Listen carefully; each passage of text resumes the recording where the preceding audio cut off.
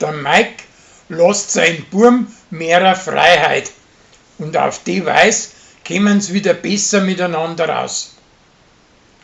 Kathi möchte an Kurvi ein Mensch zubringen, aber das wird nix. Am Pfarrer sein krebsiger alter Spezi ist zum Sterben und drum geht er ihm nur die letzte Ölung, vor das dahin geht. Als Zwiebel lässt sie von seinem Jumpsterer ein neues Passwort für ihren Blechtrogel einreden. Aber das vergisst's gleich wieder und kommt nachher selber nimmer rein. Fanny braucht für die Uri eine Osterlampe und für die Emma einen Dracher.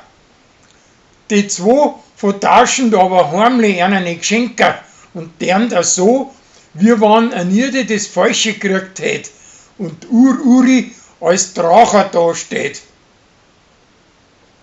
Schließlich fliegt aber der ganze Spaß auf. Das Hummerl und Gundi ruinieren den Pfarrer seine Osterkürzen und der Niede macht ihm eine Neiche und bildet ihr ein, die war schöner wie der anderen Design. Er möchte aber alle zwei nebeneinander aufstellen.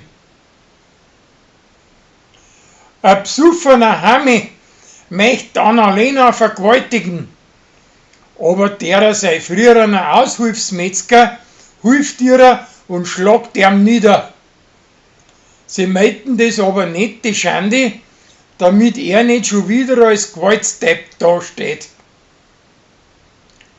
Der Gregor und sein Gspusi möchten heiraten und Uri macht er einen freien Tag am 30. September und er möchte auch kirchlich heiraten und sie aber nicht.